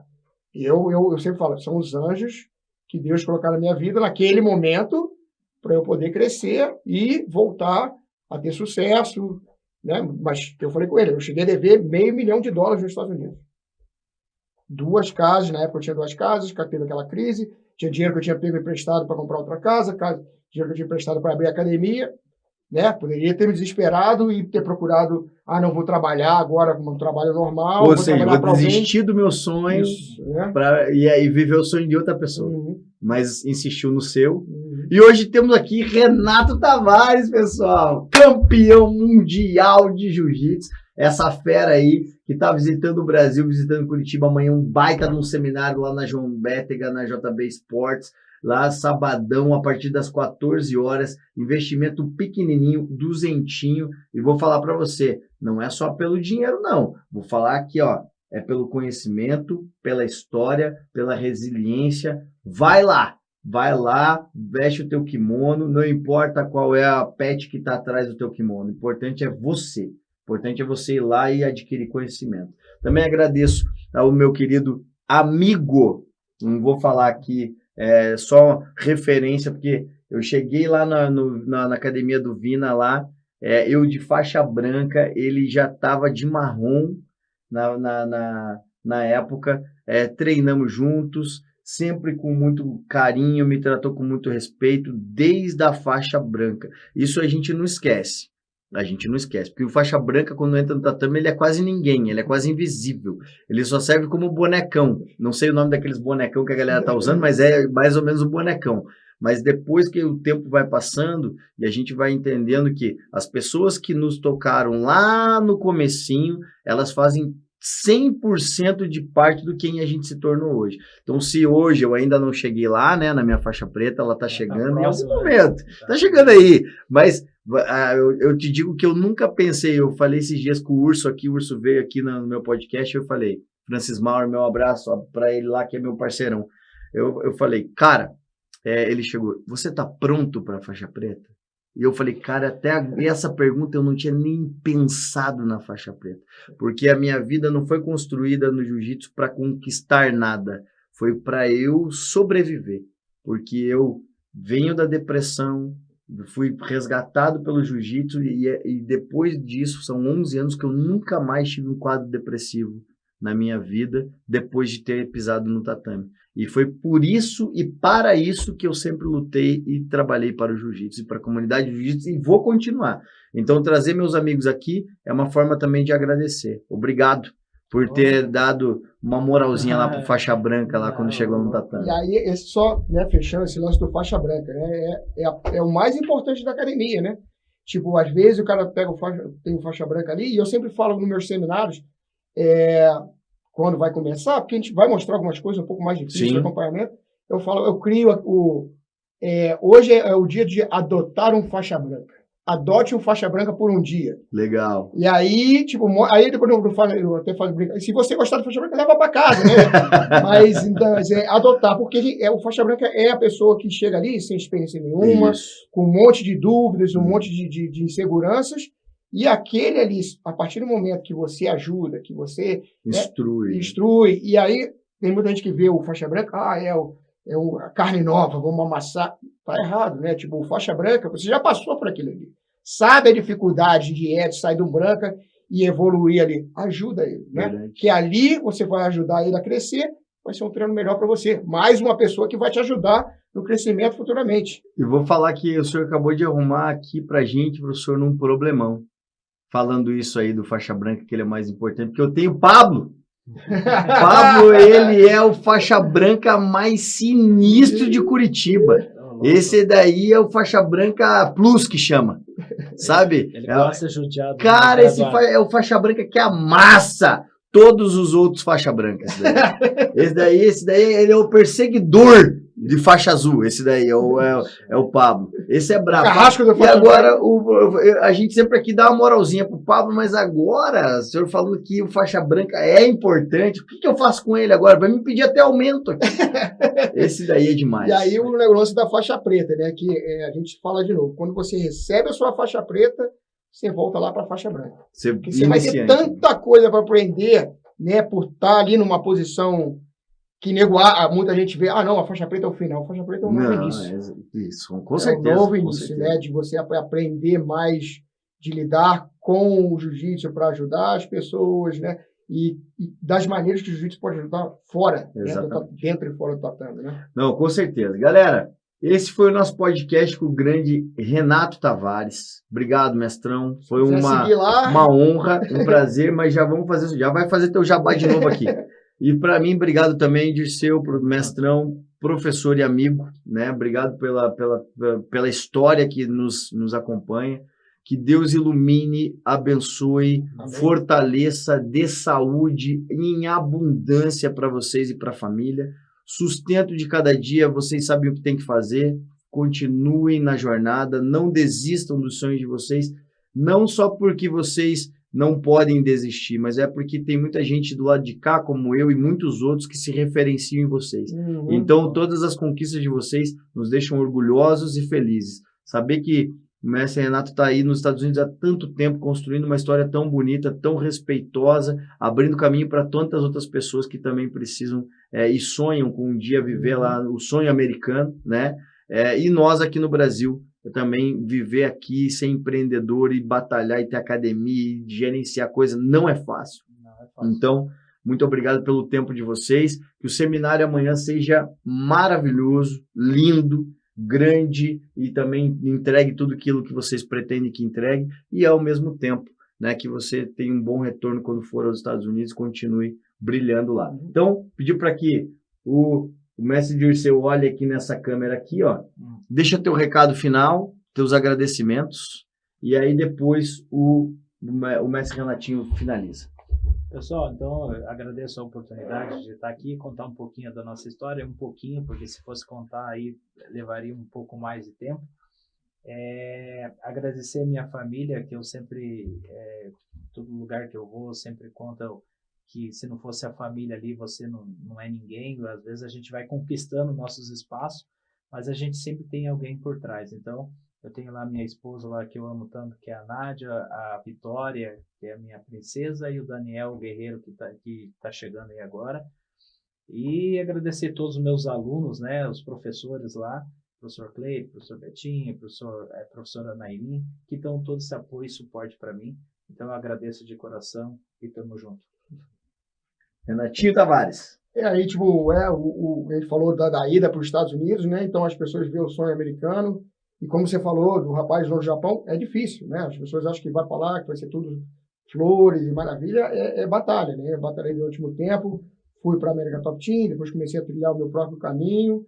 Mas que negócio, quando você tem um sonho, uma paixão, né? Você vai atrás dele ali. Então, não desista do teu sonho, não desista dos teus objetivos. É uma coisa que eu falo sempre no seminário ali, se você não está satisfeito com o teu trabalho, não está satisfeito com a tua carreira, acorda uma horinha mais cedo, dorme meia horinha mais tarde, né? No final daquela semana ali são 7 horas a mais, no final do mês são 30 horas a mais que você colocou, né, o teu tempo ali para você mudar e atingir o teu sonho, né? Quantas vezes aí, ontem eu fiz viagem de 12 horas, foi rapidinho ali para, né, para academia, já foi lá, a gente dividiu 2 horas e meia, estava cansado, mas é uma oportunidade de dividir, de aprender, de troca de informação, mas sempre com um objetivo, uma paixão, né? Eu acho que tudo que você faz na tua vida tem que ter uma paixão, você tem que ter apaixonado por aquilo aí. Então, se você está fazendo alguma coisa que você está fazendo pelo dinheiro, né? Acorda um pouquinho mais cedo, pega o final de semana ali, 2 horinhas a mais, estuda. Dentro de um ano, imagina quantas horas, né, você vai ter aí no teu 360 horas que você foi em pró do teu sonho, né? Não desista do teu sonho, batalhe lá e vai conseguir. E se quiser seguir aí, o meu Instagram é Renato Tavares, BJJ, né? Você vai seguindo lá a gente. Se tiver alguma dúvida, quiser trocar aí, a gente está sempre aberto, né? Como a gente está aqui, agradecendo a você pela oportunidade desse momento aqui, né? E quiser perguntas sobre jiu-jitsu, sobre, né, a vida, o treinamento, a dieta, tudo, né? Está aí aberto, independente da tua dúvida. E eu espero que esse bate-papo que a gente teve aqui hoje tenha te ajudado, tenha te tocado aí alguma coisa aí que te melhore na tua vida. Legal. Galera, BJJ Progress na área, não esquece de seguir a gente nas redes sociais, ir lá também, se inscrever no canal do YouTube, ativar as notificações, clica no sininho que lá você vai receber todas as nossas informações. Não esqueça também de deixar o teu comentário, de dar o teu like e melhor, pega esse vídeo aqui, pega esse podcast, essa edição e joga lá para os seus amigos no grupo do WhatsApp. Também, se você quiser, segue nosso conteúdo digital nas principais plataformas de podcast, como Spotify, Anchor Podcast, Google Podcast e Apple Podcast. Estamos aí para vocês, para poder levar o conhecimento, mas também dividir com vocês as histórias. BJJ Progress é mais do que jiu-jitsu. É um estilo de vida e você pode ter certeza que você faz parte disso. Obrigado, grande mestre Dirceu. Obrigado, Renatinho Tavares, essa fera, World Champion, campeão mundial, diretamente da BJJ Progress do nosso estúdio aqui em Curitiba. Valeu!